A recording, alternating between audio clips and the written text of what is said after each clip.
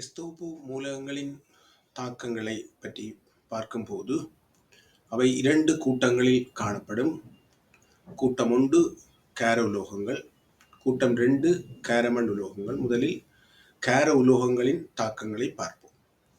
இங்கே ரசாயன தாக்கங்களை நாங்கள் கருதுவதற்கு காரணம் அந்த தாக்க வீதம் அல்லது தாக்கத்திறன் தாக்க வீதம் அல்லது தாக்குதிறன் கூட்டத்தின் வழியே எவ்வாறு மாறல் அடைகின்றது என்பதையும், வெவ்வேறு மூலகங்கள் கூட்டத்தில் உள்ள வெவ்வேறு மூலகங்களின் இயல்புகளுக்கு இடையே காணப்படும் வேறுபாடுகளையும் இந்த தாக்கங்கள் கூடாக நாங்கள் இலகுவாக புரிந்து கொள்ள முடியும்.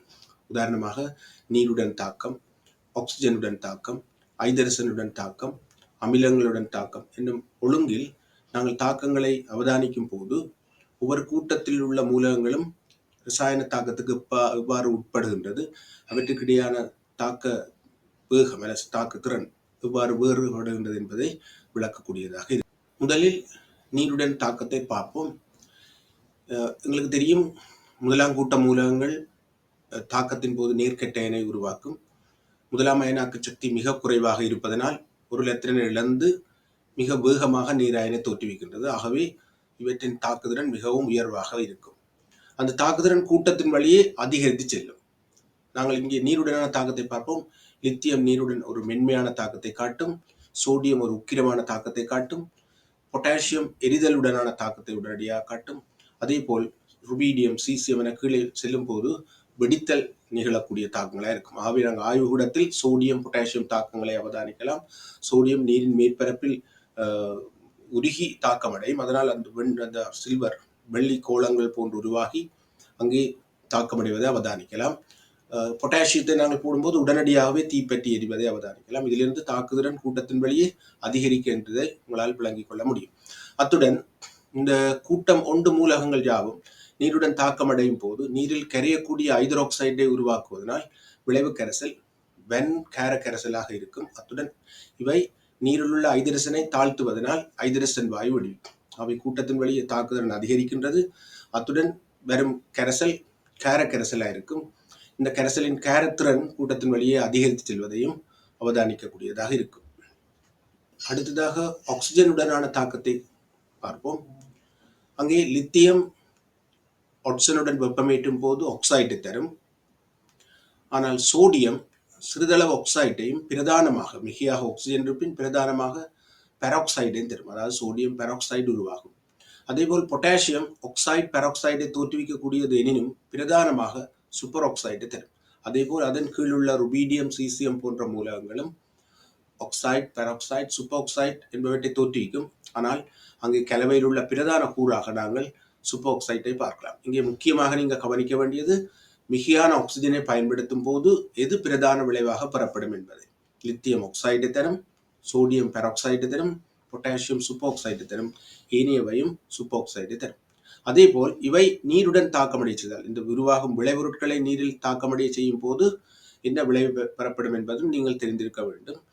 லித்தியம் ஆக்சைடு நீரில் கரைந்து தாக்கமடையும், அதன் ஹைட்ரோக்சைடு வரும்.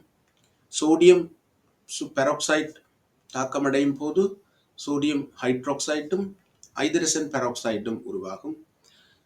பொட்டாசியம் சூப்பர் ஆக்சைடு தாக்கமடையும் போது potassium hydroxide, hydrogen peroxide, oxygen ஆகியன விளைவாக பெறப்படும் என்பதும் மேலதிகமாக நீங்கள் தெரிந்து வைத்திருக்க வேண்டும்.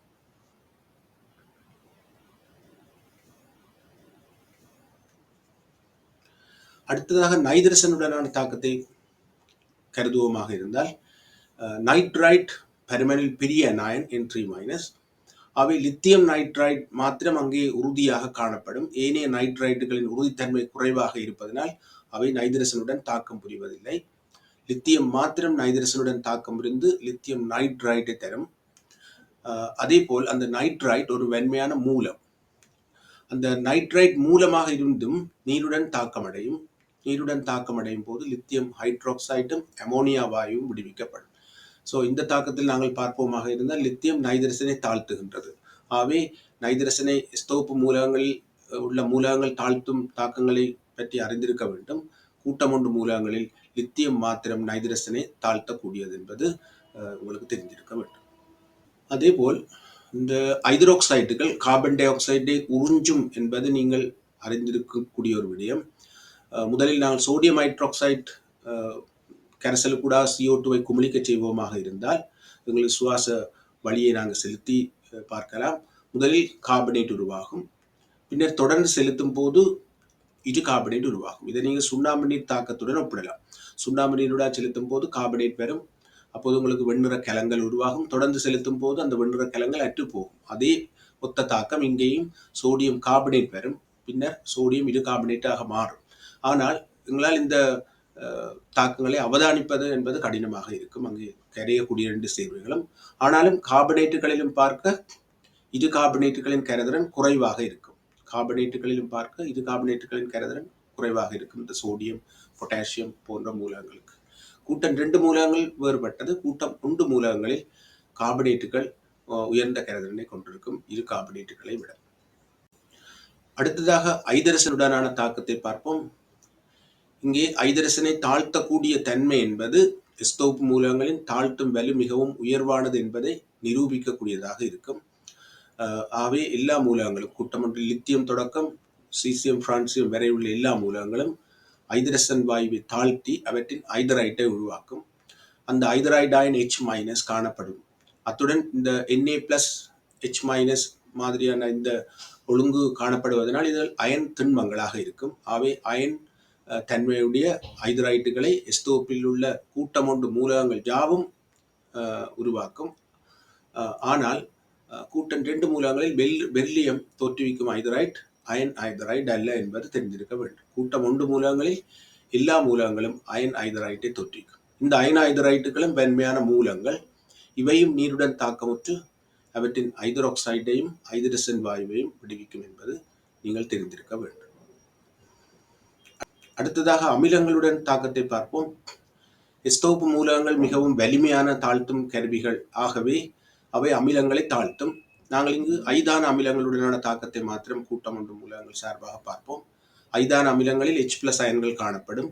ஆகவே லித்தியம் சோடியம் பொட்டாசியம் போன்ற மூலகங்களுடன் ஐதான அமிலங்கள் தாக்கமடையும் போது ஐதரசன் வாயு விடுவிக்கப்படும். உதாரணமாக ஐதான HCl இருந்தால் அந்த குளோரைடு உப்பும் ஐதரசன் வாயுவும் வரும். சோடியமாக இருந்தால் சோடியம் குளோரைடும் ஐதரசன் வாயு, லித்தியமாக இருந்தால் லித்தியம் குளோரைடும் ஐதரசன். அதே போல் நைட்ரிக் அமிலம் சல்ஃபியூரிக் அமிலம் என்பவற்றுடனும் தாக்கத்தை நிகழ்த்தலாம். ஆனால் ஒன்று உங்களுக்கு தெரிந்திருக்க வேண்டும், இந்த தாக்கங்கள் மிகவும் உக்கிரமான தாக்கங்கள் ஆகையால் நாங்கள் பரிசோதனை ரீதியாக முயற்சிப்பதில்லை.